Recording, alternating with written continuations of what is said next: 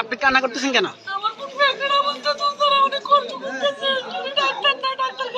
এখানে ডাক্তার নাই? ওরা কি বলতেছে? অন্য হাসপাতালে নিয়ে যান না।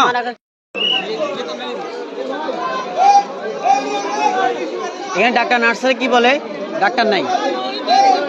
নার্সারি কি বলছে?